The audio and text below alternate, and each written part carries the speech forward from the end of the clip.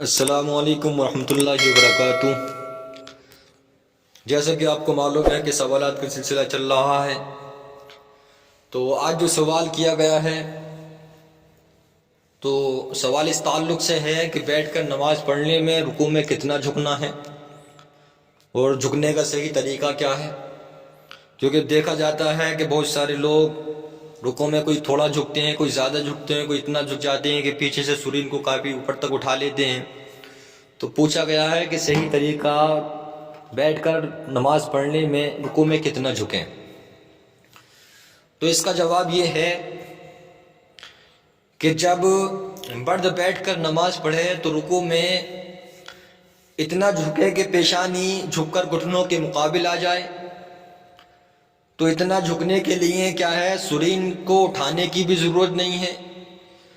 اور نہ ہی پاؤں کی انگلیوں کو جو ہے بہت سارے لوگوں کو دیکھا جاتا ہے کہ قبلے کی طرف کرتے ہیں، تو نہ ہی انگلیوں کو کیا ہے قبلے کی طرف کرنا ہے۔ اور اسی کے متعلق حضور اعلیٰ حضرت سے سوال کیا گیا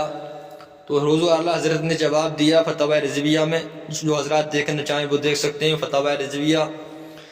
جلد 3 صفحہ نمبر 51۔ اور اس کے علاوہ اسی مسئلے کو اگر اور دوسری کتاب میں دیکھنا چاہیں تو بحر شریعت، اس کے علاوہ اور تیسری کتاب میں دیکھنا چاہیں تو فتاوی فقیہ ملت جلد 1، اس کا صفحہ نمبر 100 ہے۔ تو اعلیٰ حضرت سے سوال کیا گیا تو اعلیٰ حضرت نے اس کے متعلق جواب ارشاد فرمایا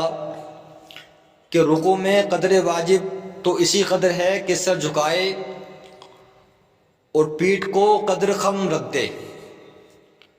یعنی کہ پیٹھ کو کیا کرے،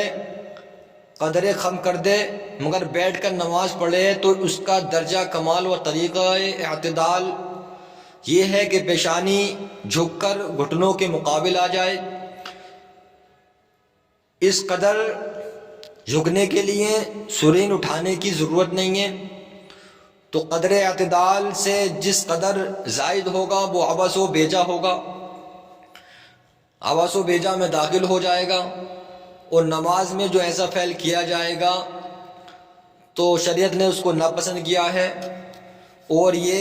مکروہ تنزیہی ہوگا۔ تو جو حضرات باہر شریعت میں دیکھنا چاہیں، باہر شریعت میں بھی نماز کے بیان میں مل جائے گا، اس کے علاوہ فتاوی رضویہ میں مل جائے گا۔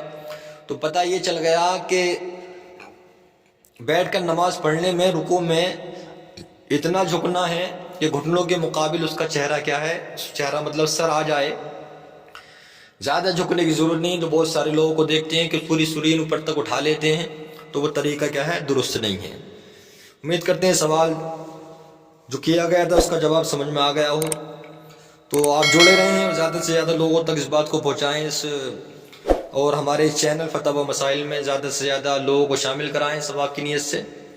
ٹھیک ہے، السلام علیکم ورحمۃ اللہ وبرکاتہ، واللہ اعلم بالصواب۔